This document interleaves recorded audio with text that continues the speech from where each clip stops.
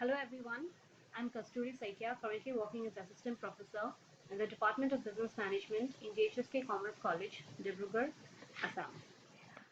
It is my immense pleasure to present this paper entitled Happier Societies, Lessons from Nordic Countries. We all know what happiness is. It is a feeling of positive emotions, and we as individuals have been experiencing happiness from time to time since the time we have been born. Our happiness can either be short term or it can be long term. There are certain moments in our life, such as buying a car, getting a dream job, or marriage, or doing something meaningful, gives us immense happiness. But such happiness are usually short term. So, in order to be happy for a longer period of time, it is the overall happiness, or we can say it is the well being of the people that matters. And it is always happy individuals that will make a happier society. So, what makes a society happy? Why some countries are happier and why some countries are not happier? This paper, or I would like to call it an article, which is totally based on secondary data, attempts to make a study as to why the Nordic countries of Finland, Denmark, Sweden, Norway, and Iceland are so happy. We are going to study why these countries or how these countries are different from the other countries that are not so happy. This entire article is based on the World Happiness Report. This report is a report that ranks almost 150 countries of the world on the basis of their happiness. This was first published in the year 2012, and 2021 marks the ninth edition of this report.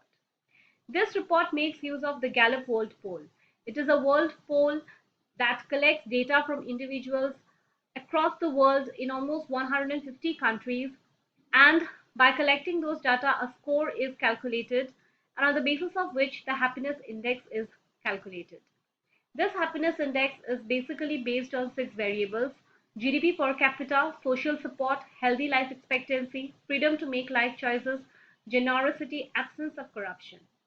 So when we look at the World Happiness Report, we can see that it is these Nordic countries of Denmark, Finland, Iceland, Norway, and Sweden that have always scored the top 10 positions, right from 2012 to 2021. So obviously there must be something different about these countries, that these are considered to be happier than the other countries. Especially when we look at Denmark, we can see that it has always held the top three positions. And in the recent times, right from 2018 to 2021, Finland has bagged the top position. So let's have a look as to why these countries are happier. So basically, these countries are happier can be attributed to the six factors on the basis of which the happiness index is calculated. So I won't discuss about this much because these are the basic factors on the basis of which the happiness index is calculated. And obviously, these countries have fared well in these six variables. That is the GDP per capita. These countries are rich economies. They have a very uh, good standard of living, and they don't suffer from economic insecurity. And the second important factor about these countries is that there is a lot of trust and social support among individuals. There's a positive social environment in these countries which makes the people feel relaxed and good.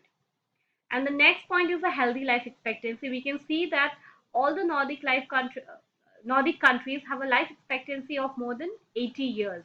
That is the average life expectancy of individuals, and that too healthy life expectancy.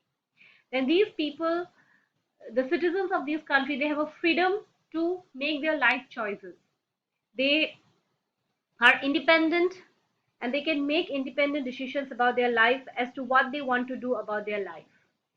And even the people or the citizens of this country are very much generous in the way that these countries are the welfare countries, and education, health, everything is free in these countries. And another important point here is the absence of corruption. According to the latest reports of the Corruption Perception Index, these countries also ranks in almost the top 10 position among the non-corrupt countries in the world. So here we can absolutely say that it is because of health, it is because of non-corruption, it is because of freedom to make life choices, it is because of social support that these countries are happy. But there may be certain factors beyond these factors which makes the Nordic countries happier. And these factors can be as follows. The first is political stability. Yes, there is a political stability in these countries, and the people of the countries, the citizens of these countries, they have total faith in the government of that country. They have shown faith in the government of their countries. They have the citizens of these countries, they have experienced high quality of government. And it is also evident from the Global Effectiveness Index. The next important point is population size. The population of these countries is very small, and obviously it is because of this population size, it is easier to have better facilities. Then there is income equality. Like I mentioned before, these countries are the welfare states, and hence there is equality among the people. A free education is provided to all the citizens of the country, and even people belonging to the European region, they can attain free education in these countries up to the university level.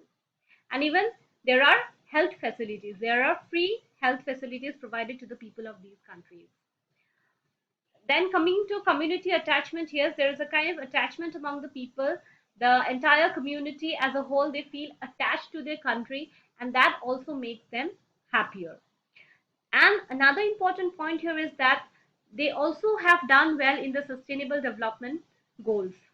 When we compare the sustainable development goal index and the WHR index, we can see that there is a strong correlation, in fact positive correlation, between both the sustainability development goals and also the happiness goals. And then there is gender equality in these countries. We can see that these countries do not differentiate between men and women, and that women are given high positions and they are given equal opportunities in these countries. So it is very interesting to see that it is not just the happiness index but also the human development index that these countries have ranked always among the top 10 countries in the world. So we can definitely say that happiness depends on so many other factors. It is not just being happy as an individual. It also, there are other factors also that matters. So coming back to India, here I would like to state a few points that the biggest problem of India, that why we are not happy, is because of its population size, and it is because of the population of India that there is so much of social problems in this country. So as individuals, we cannot do so much because we know it is hugely populated. We cannot control everything. But there are few things which is within our control, and I want to suggest 3 steps as individuals which we can do that might bring happiness to us as a whole. And I think everything happens step by step. So if we start now, maybe 50 years or 100 years down the line, India can also be a happy country. The first thing is there should be trust and support among the people, which is totally absent in India. We can find so much of discrimination in India. There is so much of problems in India. So if there is proper trust and support among the people, there will be happiness. If people start respecting each other, there will be happiness. Then another big problem of India is gender sensitization. People are still not aware. Women are still being discriminated in many parts of India. We can see so many cases of crime against women. And the next point is being generous. If you are generous, if you are kind as an individual, maybe that will impact our happiness in the future. So since because of less time I'm rushing, and this is my last slide, and here I would like to conclude that for happier countries we need happy people, and India has a long way to go in this. But as citizens of India, what we can do is that we can be kind towards each other, we can bring a smile to someone, we can be empathetic, we can respect people irrespective of gender, job, class, caste, religion, and we can be thankful. We should feel gratitude no matter what. And I feel that if we at least practice these steps as an individual, Maybe at a future point of time, we can also do well and we can also rank among the top 10 countries or happier countries in the world. Thank you.